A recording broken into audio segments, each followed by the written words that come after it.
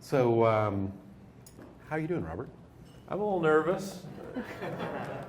When Dave first called me to say, hey, we would like to talk about having an exemplar at Radio Flyer, my first reaction was, that's really flattering. And actually, you know, if I think back 25 years ago, when I was first working here and going to business school at night, we'd read cases about companies like Southwest and Herb Kelleher and these fun, dynamic cultures, and I thought, gosh, we are nowhere close to that. And I'd love someday to be the kind of place where people would want to come and see what we're doing. So it's really, I'm really excited to have everybody here. I'm also very aware that we have a lot to learn. We're not perfect or anything, but we're happy to share what we do. And especially, we're happy to talk about all our mistakes and what we've learned. So looking forward to the next couple days with you guys. Awesome. Thank you. Thank you very much. So let's dive in. So I'm going to reference a few things in your book. And how many people have read the book, Radio Flyer book? Oh, good. You're all going to get one. So yeah. We have a lot of them. Awesome. So in the book, you were 5 years old, you broke your arm, and your dad took you to the office, or I guess the factory. This was the factory then. Mm-hmm. And I believe that was the first time you'd actually come to visit. Is that correct? Yeah, that's my first memory of coming here. And I remember walking into the old front entrance, which is a different door that you guys came in, and climbing the stairs with my dad, and looking up on the wall, there was a giant photo of the World's Fair exhibit from 1933, and walking around the factory with my dad, and you know, hearing the loud sounds of the punch presses and the smell of the paint, and seeing these shiny red wagons on the conveyor line going around. And it seemed like some sort of magical Rube Goldberg machine to me as this kid, with all this cool stuff going on, and it was really magical. And I remember how nice everyone was to me walking around with my dad. Thought just they were nice people, you know, the boss walking around with his kid. And I think that's really when I first started to fall in love with Radio Flyer. How'd you feel? Well, I remember driving home with my dad, and as we were driving home, I said, so is Radio Flyer, we called it Radio Steel then, that was the name of the company. Was Radio Steel really the world's largest manufacturer of wagons? And my dad's like, yeah, I guess we are. My dad was a pretty humble guy, and I said, oh, that's really cool. And then we were driving by another factory near here, Mars, and my dad said, and that's the largest candy company in the world. And I was like, that is so cool. We've got the largest wagon company next to the largest candy company. So I felt proud and, you know, very, very, I think, excited. Oh, that's awesome. So I think people are always really fascinated with the kind of the founding story, right? Somebody created this from nothing. Would you mind just taking a few minutes and walking us through that story? Yeah, my grandpa started the company. He came to Chicago in 1914 from a small town in northern Italy near Venice. And my grandpa's dad and grandfather were carpenters at the local estate in this town. So the kind of wealthy landowning family had this estate. You can kind of imagine Downton Abbey, but a lot smaller and in Italy. And so my dad's grandpa and dad, I'm sorry, got to get the relationships right. My grandpa's dad and grandfather were carpenters at this estate where they fixed everything. They built stuff and they fixed things. So my grandpa tagged along with them and learned all these essential carpentry skills. But they were really poor. They were kind of almost like servants at this estate. And so at the age of 16, my grandpa decided to come to America in search of a better life. And he came to Chicago because his cousin was living here. That's why he ended up in Chicago. And he worked at any job he could find, like any immigrant, day labor jobs, working on railroad crews, until he eventually saved up enough money to rent a small garage not far from here on the west side of Chicago in the Italian neighborhood where he lived. And in that garage, he started making things out of wood. And he made wine presses for the local Italian community. He made furniture. He called the company the Venetian Furniture Company, kind of a fancy sounding name for his hometown. And then he made phonograph cabinets, those old wooden Victrolas. And he also made a wooden wagon. And we think he made a wagon to haul tools around in the workshop or some practical reason like that. We don't really know why. But pretty soon he was selling more wagons than anything else. And like any entrepreneur, he went with what was selling. And pretty soon he was making wagons and started to really scale up production of wood wagons. He made the first wooden wagon in 1917. He called it the Liberty Coaster because the first thing he saw when he came to America was the Statue of Liberty. And he always chose names that were either connected to the promise of America or cool stuff that he liked.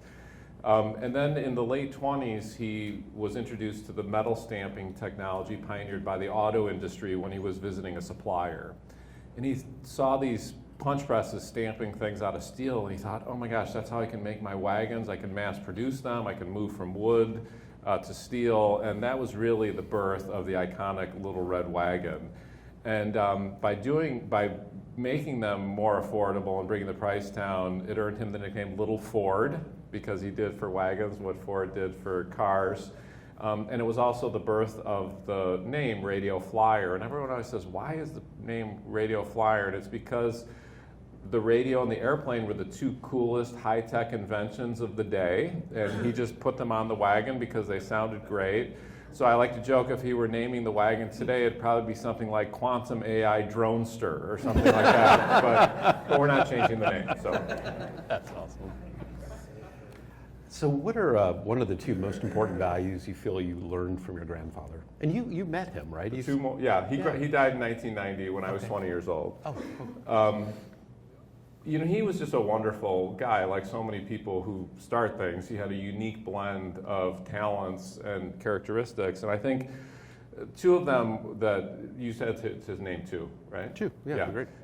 So one was integrity. He was just a person of the highest integrity in every possible sense of the word. His word was his bond. And there was lots of stories about that. And it went beyond just kind of personal honesty to the integrity of the products that he created. And I think the second thing was that he was the definition of being a magnanimous person. He was just he had a wonderful, huge smile. He, was not a judgmental person at all. He was a very accepting person who always was extremely generous to anyone that he met, and he was just a person who had kind of that philosophy that I know it's going to come back to me at some point. So before the term "pay it forward" probably ever was created, that's kind of how he lived. Thank you. So I'm going to refer to the book from time to time, as I said earlier. So, and you hit this. He seemed like a natural marketeer. Just instincts around things like Radio Flyer. I mean, just wonderful instincts. My understanding is he never really invested in advertising. No, I mean, part of the reason was he believed that he kept the price of the product very low, and he believed that he put the advertising into the quality of the product, and he felt like over time that the word of mouth from people buying the product and then liking it, that would build the brand. And I think I don't know how intentional this was, it probably wasn't, but the actual product itself is basically like a billboard in your neighborhood. I mean, if you think about when you're driving around or something, you see products in people's yards and on the sidewalk, like you usually don't see the brand, but you really see our brand. It's on this red vehicle and it's big and white. And I think over time that really helped to establish the brand. But part of it was because there really wasn't the margin in the product to advertise it, because the product it's a very materially intensive product versus something like a doll or something like that. Well, and then as I read in the 60s, erector set and other kind of engineering related type of toys, very much in decline, but not Radio Flyer. And he did a few things, I guess, branding against TV shows and things like that. Can you talk about that? Yeah, there was a little bit of, we played that up in the book a little bit more than we actually did the advertising, just because we had to put something in that chapter. But really it was, yes, we experimented with some of that advertising. We did some licensing, like we had a Mouseketeers wagon or a Davy Crockett wagon when that show was really popular. That was one of our best-selling license deals. But ultimately, we didn't continue with that because the royalties that Disney charged were really high, and they still are. And so we just said, I think the focus at the time was, let's build the brand, let's focus on Radio Flyer. But I think one of the reasons why the product has endured for so long is because it's this really simple item that it can be anything the child imagines it to be, and it can take them anywhere they want to go.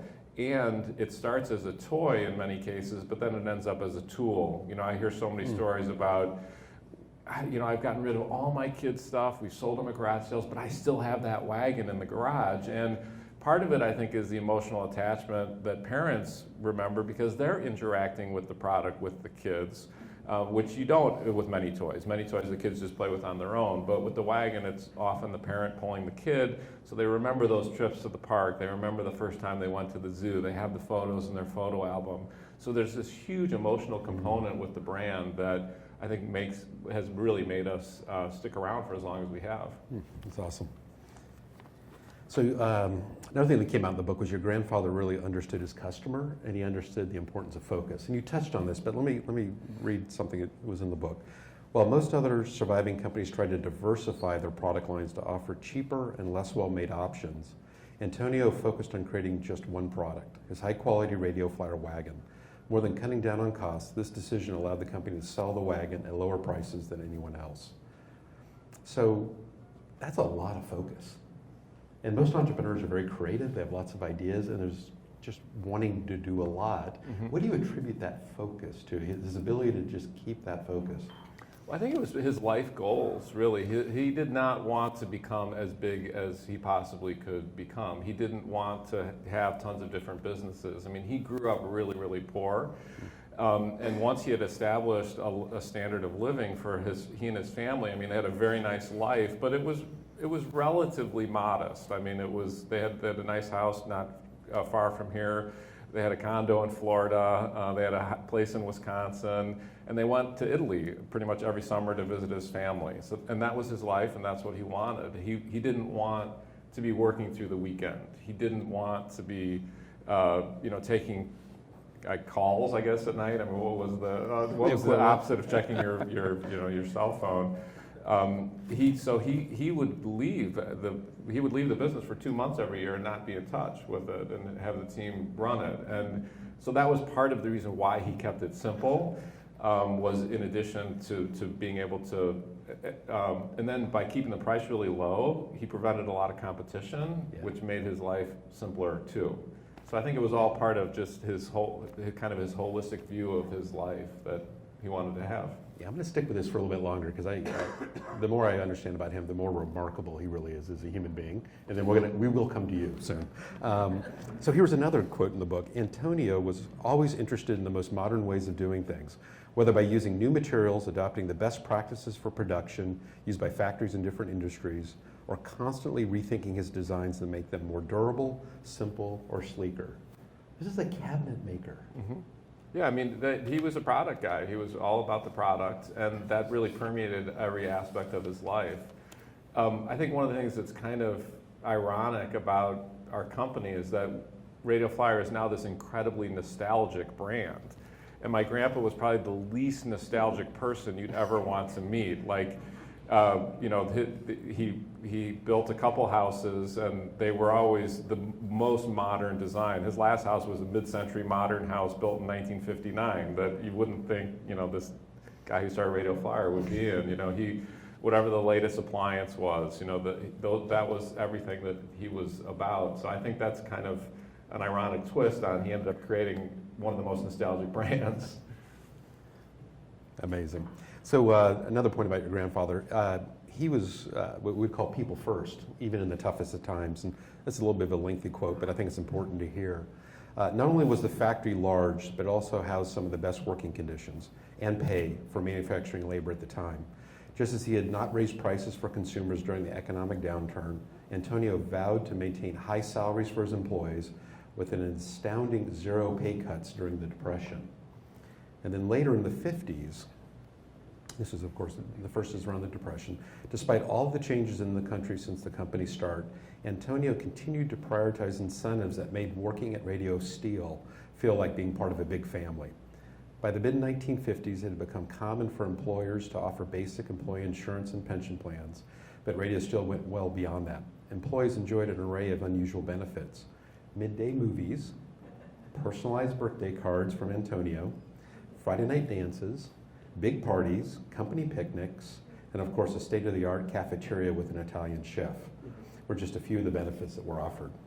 As always, behind these great perks was a deeply seated respect for the worker. So, was everybody doing that back in the 50s? I don't think so. I mean, people aren't doing it now, right? That's why we're all here trying to get better at what we do. He came from a really humble background, and he always felt like it was his duty to give back. He wanted to help other people, and in the beginning, it was all Italians that worked here. So he lived in the Italian community, and when Italian immigrants would come over, he was in that network, and there were, guys who worked here who said, my cousin's coming, and can you give him a job? And so there's multiple stories about that, and he took huge pride in that. He got recognized by the Italian government as, a person who helped fellow Italians in coming to America and things like that. That was a huge part of his identity. So I think it was just basic, I think he believed like that, yes, he worked hard and yes, he earned a lot, but he also lucked out, and he came from a family where he learned a skill and he got a lot. And so that's why he was just not a judgmental person. And I think his basic philosophy was, there but for the grace of God go I. I was that poor guy walking off the boat 10 years ago. I want to help that person. And that extended to everyone. Oh, that's fantastic. So you talked about this earlier, kind of simplicity, right? And I guess he called it a very simple system, with this idea of having a singular focus on one product allowed the company to pass on the savings to the consumers. But it also allowed them to pay much higher wages, right? So it served both purposes. But interesting enough, though simple, he was also very bold. Do you want to talk about kind of the company bet that he made and what happened? Sure, at the World's Fair? Yeah.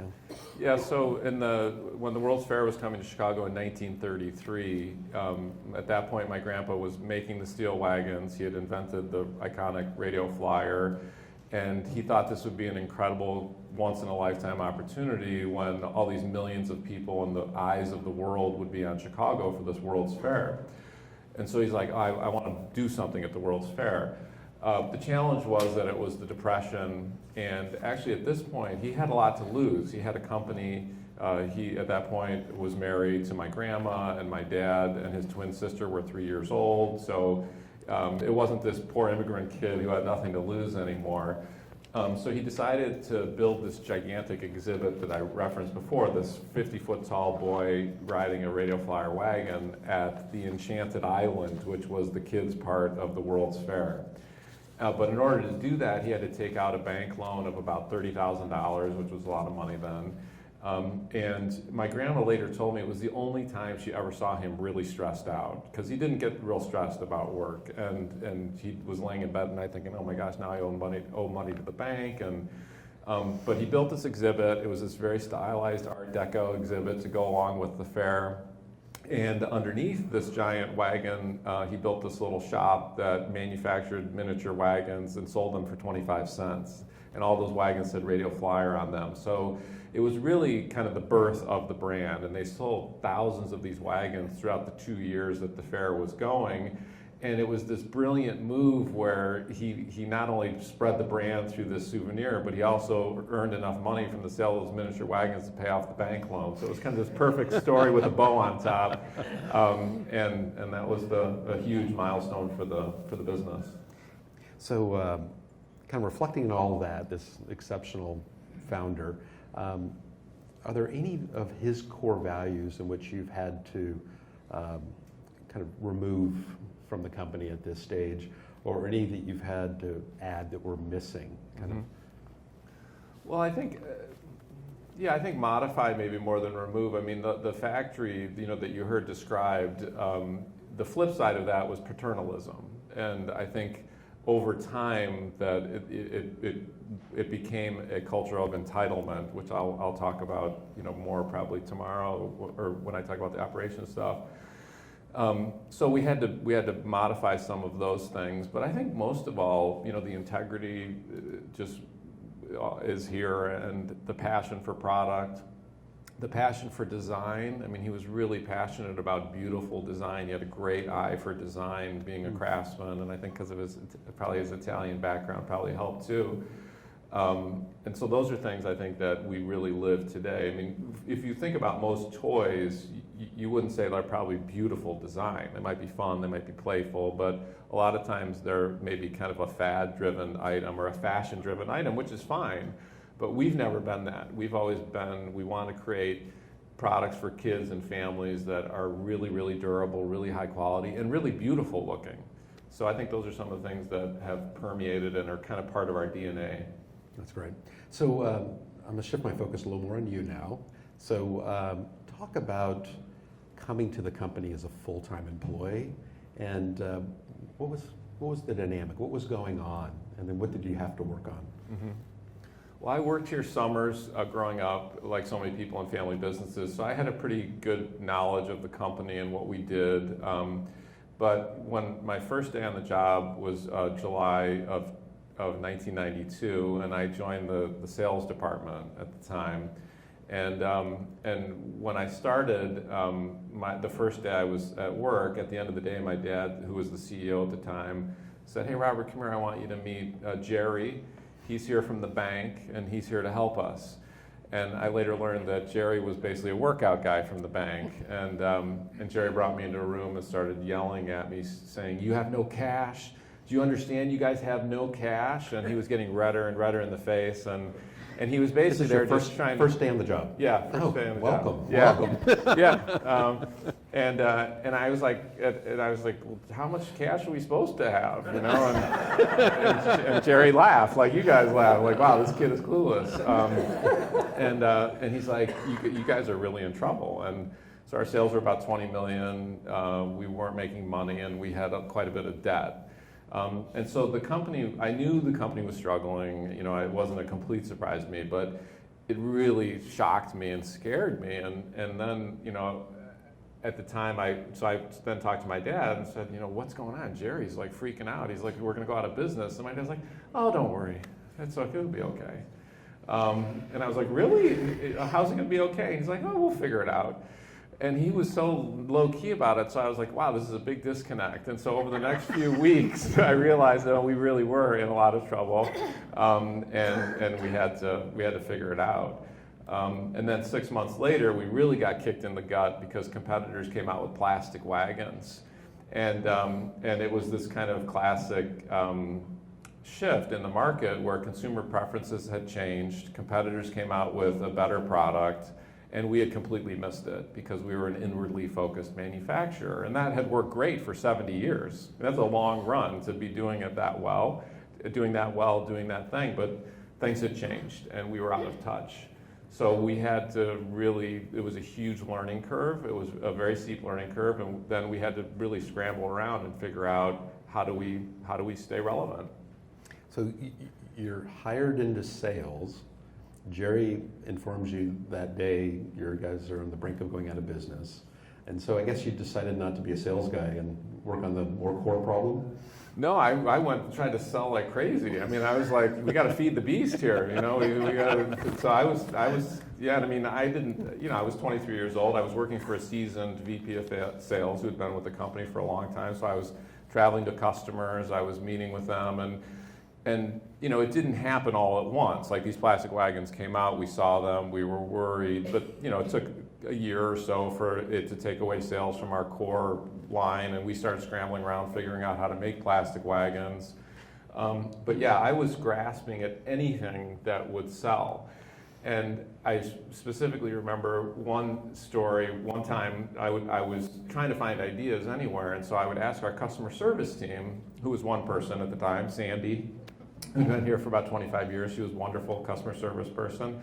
I said, "Sandy, have you heard, has anybody asking for anything or product ideas, anything? Is there anything out there?" And she's like, "It's kind of funny. I've just gotten a few calls lately where people are saying, do you guys make wagons with those big air tires, pneumatic tires?"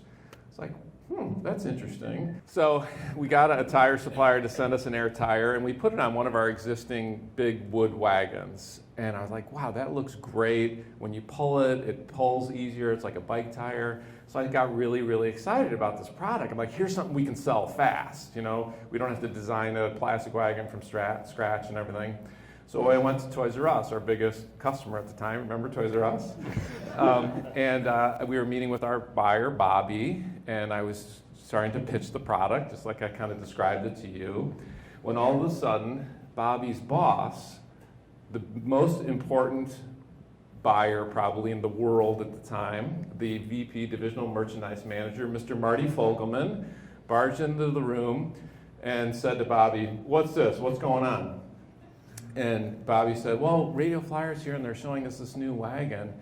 And Marty's like, "Radio Flyer, these guys aren't even on the first page of my vendor report anymore. Why are you wasting your time meeting with these guys?" And then he turned to me and he said, "What is this?"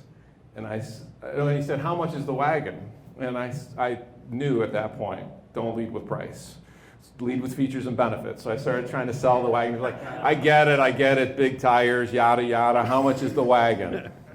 And I said, well, I gave him the price, and he said, "That's BS. Nobody's going to pay $30 more for this wagon. Anyway, everything's moving to plastic. Don't waste your time with these guys." And he walked out the door and slammed it behind him. And I thought I was going to cry. My face was red. I was like, oh my God, I can't believe this. The most important buyer and our most important customer thinks we're completely irrelevant. And so the sales rep and I packed up our samples. He took me to Newark Airport to fly home, and then my flight was delayed, canceled. You know, it was like this Willy Loman salesman day where I find a hotel room. I get undressed, I'm laying in bed, I can't sleep, I'm staring at the ceiling, and I'm thinking, oh my God, we're going to actually go out of business. I can't believe this. This business that's been part of my life since a kid that I thought was permanent, we're going to go out of business. So the next morning I woke up and I was just really felt beat up and everything, but it was a pivotal moment for me because, you know, I realized you always hear this saying, ignore the naysayers, and I always love that. I love those stories, but I realized, you know, Marty, the naysayer, he was right. We were becoming irrelevant, and so I kind of had to shift. Instead of ignore the naysayers, enlist the naysayers, listen to that critical feedback, and it was my job to figure out how to become relevant to our key customer. So that was a moment of kind of I'm like, I don't know how we're going to figure this out, but come hell or high water, we're gonna figure it out. That was kind of a long story, but that was great. That was really interesting. So you came back to the factory. You grabbed that guy that's a bit of a curmudgeon. You said, "Look, we're going to make some plastic wagons." He said, "Yep, let's do it. We're all on board with it." Right? The plastic wagon thing? Yeah. He embraced that, right? No, he didn't. But you know, we had never made a product outside of our company. You know, our philosophy was, what can we make here, and then how can we sell it? Our design team consisted of 2 engineers who had been here for a really long time. They were great guys, but they knew everything about steel. They didn't know anything about plastic. We didn't have a supplier to make it, you know, so there was all these huge hurdles that we just had to kind of knock down one by one, and it took us a long time to figure it out. We had to find a design firm to help us design it. We found a manufacturer in Wisconsin that could manufacture this specific plastic process called rotational molding for these plastic wagons, and then we made a lot of mistakes. The first one was too small, didn't sell. Second one, we made it green instead of red because our competition was green. We were trying to be like them. And it really took 5 tries to figure it out over several years before we came up with a great wagon that could restore our spot as #1 wagon maker. Awesome. So can I ask, this was the factory, right? Yes. And yeah. all the stamping machines, the smell of the paint, all that. Is that still happening? Still stamping, still painting? No, we don't manufacture anything ourselves anymore. We made the decision to exit manufacturing in 2004 and really focus on product design and development. And then our products are manufactured at third-party manufacturers, either in the U.S. or in China, depending on the product and the manufacturing process. So that's a major shift. You were manufacturing here on site for probably at that point 70 years, something like that. Yeah. So that must have been was that a tough decision for you to make? Was that an easy decision to make? I assume you were still selling the wagons, right? The steel ones too, right? Yeah. Well, we could make 2 million wagons a year in this factory when it was kind of at full production. But by the year 2000, we were only making a quarter of that amount, and about half of those we were selling at a really, really low price. Basically we weren't making money on them to keep. You guys probably have heard this story. Keep the factory going, cover overhead, that kind of story. And so it had become increasingly clear financially and from an operations point of view that we needed to shut down the factory, but emotionally it was a very difficult decision. And it wasn't like some far off factory. This is, I'd been working here since I was 18. Well, and the people first policies of your grandfather, your father, I mean, the movies, the lunches, the parties, I mean, you celebrated your employee base. And you're going to have to say, I guess, goodbye to a number of people. Yes. Right? Yeah. Yeah, and it was. I mean, standing in front of the team to announce that was definitely probably the most awful day, here. But we tried to do it as best we could. I mean, it was for survival. It was very clear at that point. Like I knew if we didn't do it, we'd either have to sell the company or we'd go out of business. So that had become very clear. And so we announced it in March, and the shutdown was in August. We did everything we possibly could to make it as good as possible. But it resulted in people losing their jobs. And the Chicago Tribune article, when that came out, the headline that we were shutting down the factory, news crews came to our parking lot here to get sound bites from people who had just lost their jobs. And remarkably, no one said anything negative about the company or about our family. And I think it's because we did handle it with a lot of integrity and respect. And while people were sad, they understood why it was happening. That's great, thank you. So I guess in 2004, the company's been in business for about 85 years, and you decided to embark on a year-long process to articulate the vision, mission, and values of the company. It clearly had vision, mission, and values before, but I guess just not kind of clearly articulated. So tell us why you felt at that moment this was now important to do instead of what you've been doing for 8 decades before. Well, after we shut down the factory, it was kind of like, after a funeral. I mean, it was really somber and sad around the company. And so I got some great advice from one of my mentors to try to work through it by starting to talk about, what's the way forward and what are we going to become. And we hadn't articulated those things. We had started to discuss them, of course, a lot. And we just asked, those were our first company meetings. We had never had company meetings before. And we started to use, those big flip charts and ask questions like, well, what was the company like the day you started? And when you say you work at Radio Flyer to people outside of the company, what do they say back to you? And we asked all kinds of questions like this, and we would scribe them on these big Post-its. And in the room we met in, it was about the size room of this one. By the end of this year, they were plastered all over the walls everywhere. And then we used a process of getting a smaller group together to distill those themes. And they were really, really strong themes. Like love was a huge theme. When people they told them they worked at Radio Flyer, they said, people say love like every fourth word when they're talking about Radio Flyer. I loved your product. I was with someone I loved. And so we're like, well, love's got to be in there. Love's a huge component to the brand. And then through the articulation of that and drafting of that process, I think people started to see, okay, this is what we can become as a company. And it was really cool because we didn't just write up our mission, vision, and values. We didn't hire a consultant to do it. And it became so clear so quickly. It was almost like we were naming something that was already there and not creating it from scratch. Can you take us through what your vision, mission, and values are? Sure.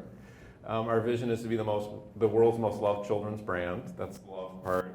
Our mission is to bring smiles and create warm memories. Bring smiles to kids of all ages and create warm memories that last a lifetime.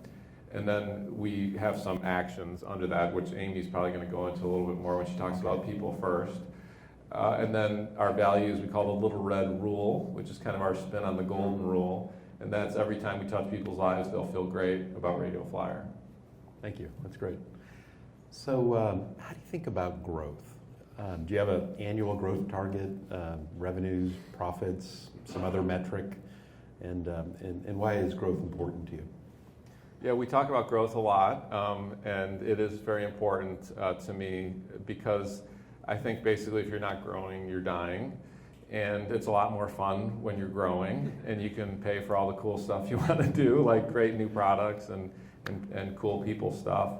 Our kind of mother of all KPIs for growth is that we want to have average annual growth of 10% with profit growing at a faster rate than sales. So we haven't always done that, but that's how we really strive for growth. And the way we talk about it is that we know that not every year we're going to grow. We're not in some high growth category. We're in a very mature category of stuff that kids can ride on. Stuff with wheels for kids is kind of the world that we compete in. And so the way we're growing is by coming out with new products that are taking market share away from other incumbents in most cases. And so what last year Toys R Us went away. They were our fourth largest customer. So we didn't have growth last year, and so that's a pretty significant external environment change that I think would be unrealistic for me to be saying to the team, we got to grow 10% when one of your biggest customers goes away. So we know that we're going to have ups and downs, but over time, we want that average growth to be at about 10%. Great, thank you. And then how do you think about reinvestment back in the business? Do you have a return on invested capital type of target? Do you have other kind of targets you think about as you're putting your capital back in? We don't. No, I don't really have any targets, but we reinvest a lot in the company, and the main way we invest is with new products and growing the team. So this building's pretty fantastic, and that big wagon out front and everything else. That was probably a pretty significant investment.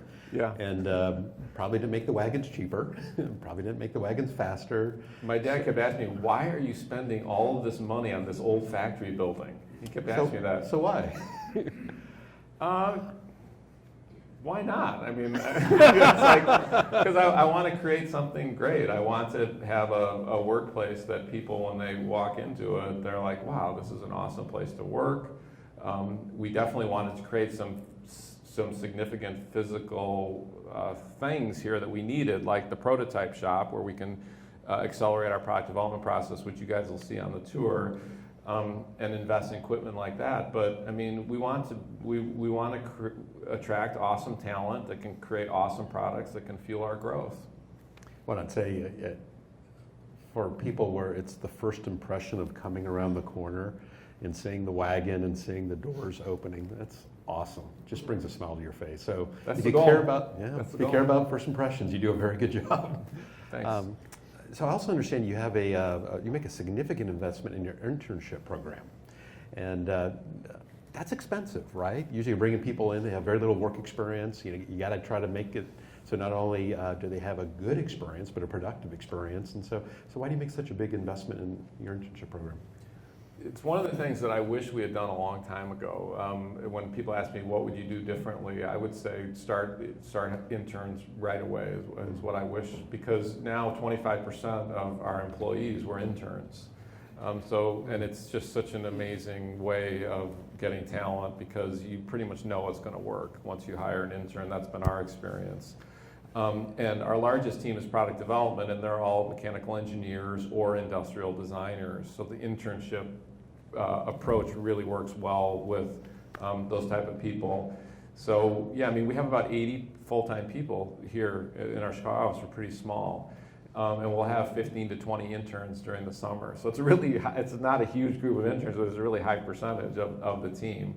And we want to hire, 3 to 5 of them every year. And we have found that we need that kind of group to get that kind of yield on the interns. And because, again, even though they're an intern and they look great and they're from a great school, you don't know if it's going to be a fit until you try them out.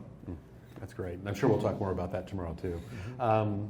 So my sense is you have lots of ideas, and I'm sure you have lots of people here with lots of ideas. So what's your kind of sorting and prioritization process to know where you're going to focus your resources? I mean, the main thing we do is design and develop products. That's really the core activity that we do as a company. And with consumer products, there's a really high rate of failure. Most new products fail, and you'll read some articles that are 70 to 90% of new products do not succeed and they're not around after a couple of years. And what I've learned after 27 years of doing this is that I have no idea what is going to sell. I really don't. I've bet on stuff that I thought was going to be a sure winner, and it didn't work. And I've looked at stuff that I thought, yeah, it'll be okay, and it's gone on to be a $20 million selling product. And so over time, what our approach is basically, we use the analogy of planting a lot of seeds. And so a seed for us, the way we use that metaphor the most, is a new product. And until we can do a ton of market research and focus group testing, and what we do in this room here is have kids come in and ride products and test them out, and our product development team and engineers are behind that mirror videotaping them and with clipboards and taking notes, and we're studying all that stuff trying to see what's going to work. But until we get a real product in front of a real consumer at a real price, and they have to take out their wallet and buy it, we don't know what's going to sell. And so for us, we want to get as many new products into market as fast as possible and at low cost as possible to try this stuff out and not bet the farm on any one product. The biggest challenge for us, though, is that it's not hugely capital intensive of our products, but to launch a new product is anywhere from $200,000 to $300,000 per product, depending on it. 200 to 500,000? 200 to 500,000 per product is what it costs to actually bring it all the way to market, tool it up, and everything. So, and do you have gates along the way where you can knock it out? We do. You can kind of think of it as a funnel. So we've got this, huge slate of ideas that we continue to funnel down, and one of the key gates is showing it to a retail buyer. So showing it to Walmart. If the Walmart buyer says, I'm going to buy it, that makes it really easy to bet on it. It doesn't mean it's going to be on the shelf the second year. It means you're going to get it on the shelf and get that real customer to buy it. Okay. And that might be the $500,000 situation, because then you're buying inventory on top of that, right? Yeah, the $500,000 is really the design and the engineering and the tooling. So when we tool up a product, by tooling we mean like the molds. Like if it's a plastic product, it's the molds to make it, or all the different tools, steel making tools, steel bending tools to make the product. But you'd still have the risk that the buyer buys it, let's say, and they place an order for $5 million worth of product. It can still come back, right? Yeah. Tom's going to tell a story about that tomorrow, I think, where the number was even bigger than $5 million. It was one of our biggest failures. Well, we're going to have Tom talk about that tomorrow, but we're going to talk about it just a touch today. Okay. So, because Tom actually said it would be worth asking you about that. Oh, okay. I got a different one. He'll talk about one. I'll talk about, I know what you mean. Okay. Yeah, so when Tom first started, and you guys will meet Tom, he's going to do the next presentation. He's our Chief Innovation Officer. And when he started, one of the things we would hear from consumers a lot was that, boy, it'd be great if we could fold up your wagon. It's this big, bulky thing. We have nowhere to store it. We should make a folding wagon. So Tom and his team developed a bunch of different folding wagon concepts, and we settled on one design. And we showed it to Toys R Us, our biggest customer at the time, and they said, yeah, we want to buy it. And so we started tooling this wagon up. But we had all these problems with the product. It didn't fold up quite right. We got that fixed, but then it threw off the balance on the product, and it was too tippable. So we started adding weight to the product, and it just wasn't coming together. But we had already invested a ton of money on this, and we were basically ready to ship it. Toys R Us had planned it for their big toy book and all this stuff, so there was a lot riding on this.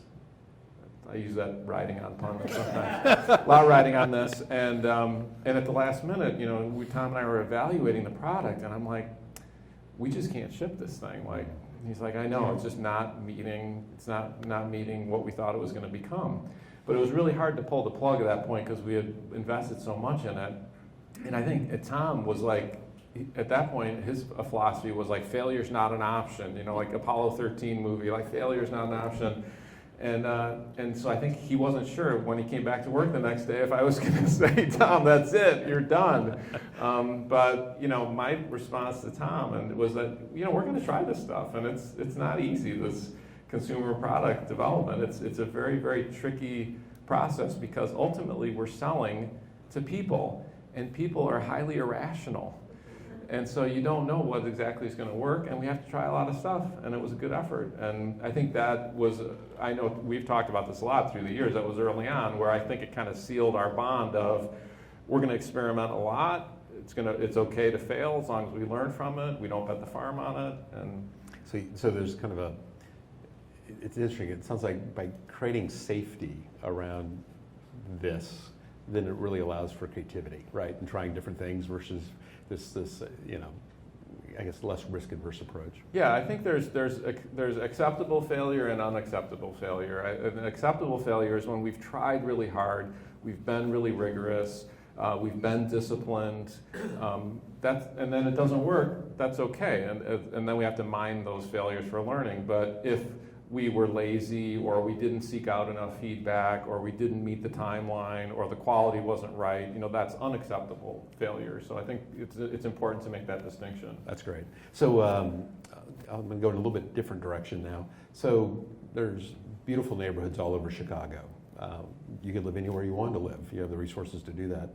But you've chosen to live very close to here. And I understand that it was somewhat influenced by your grandfather. So why live close to the office? I'm looking at Tom and Amy in the back there who have our commute, so I have to be careful what I say here. No, it's just, I live in Oak Park, which we're going to go see when we go to the Frank Lloyd Wright Home and Studio. It's a wonderful neighborhood that's very diverse, very close to the city, and it's close to work. It just worked perfectly for me, and it's really, anybody who lives close to work knows it's really nice to live close to work. And it's about a 5-minute commute, is that right? Yeah. So you value your time. So the other thing that I've picked up from some of your colleagues is that you've got very high energy. You're on top of things. You'll be in the back of a taxi doing emails. You'll be using every minute wisely. And in fact, you try to clear your inbox every single day. 0 in your inbox. Is that correct? Yeah, not just every single day, it's every single minute. Well, this is very fortunate because Don McCaskill's sitting right here, and I think Don has 5,000 unanswered emails. It's a lot higher than that. Oh, it's gone up. Yeah, that happens. So I'm not saying it's the right way. It just helps keep me sane. Really? So it's that important to stay on top of it? Yeah. I'm a clean desk kind of person. Okay, I don't like clutter, and I'm not saying that's the right way to be. I think people who like clutter and procrastinate, that's fine too. I really do. I just can't live that way.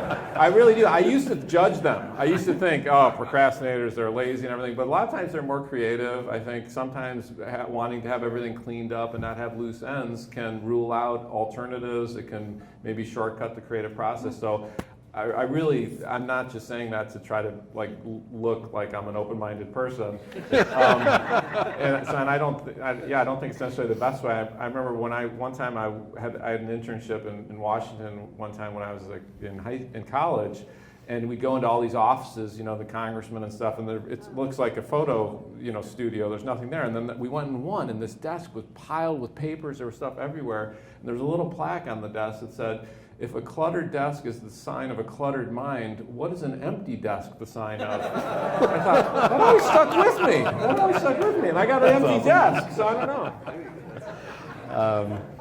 So you spend quite a bit of time with what I guess you call the flyers, right? The employees. And my understanding is you still interview every employee. You run Radio Flyer University, which is kind of the orientation. Yeah, I don't run it. I'm just a faculty member. I'm sorry, so you're a faculty Amy member. runs it, the head of HR. I'm sorry, Amy runs it, but you're participating in this. As I understand, also you spend quite a bit of time on presentations and communications.